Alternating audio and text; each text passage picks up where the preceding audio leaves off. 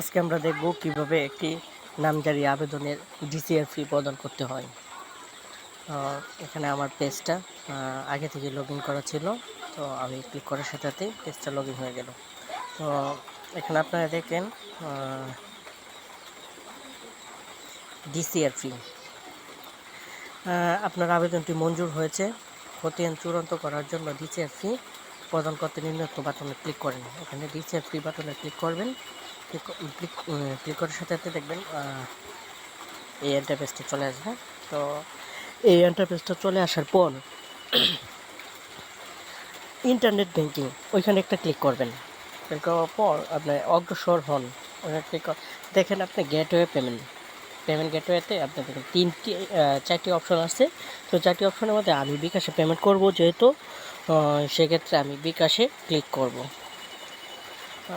বিকাশগুলো পেমেন্টে ক্লিক করে এবার যে বিকাশ থেকে পেমেন্ট করবেন সে বিকাশ নাম্বারটা এখানে লিখে ফেলবেন। আমার বিকাশ নাম্বারটা এখানে তুলে ফেলছি।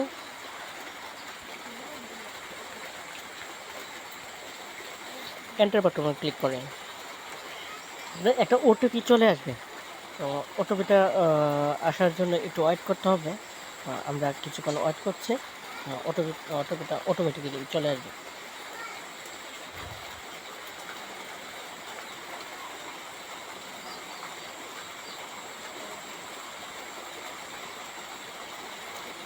ওটিপিটা চলে আসছে।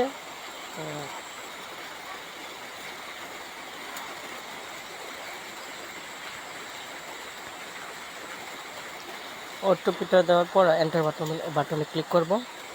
তারপরে আপনার বিকাশ পিন নাম্বারটা দিতে হবে। বিকাশ পিন নাম্বার দেওয়ার পর আমরা এন্টার বাটনে ক্লিক করব। এখানে ভেরিফিকেশন সাকসেসফুলি, এখানে একটু লোডিং হওয়ার জন্য, পেজটা লোডিং হওয়ার জন্য একটু সময় দিতে হবে। তো আমরা একটু সময় দিচ্ছি। পেমেন্ট হওয়ার পর আমরা খতিয়ানগুলো ডাউনলোড করে ফেলব। খতিয়ান ডাউনলোড ক্লিক করার সাথে সাথে আপনার পিডিএফ ফরম্যাট ডাউনলোড হয়ে যাবে।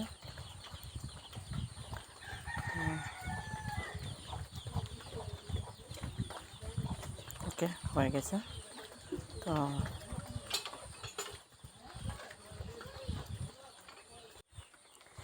আমার এখানে 2 পৃষ্ঠা আসছে, আপনাদের 1 পৃষ্ঠাও আসতে পারে।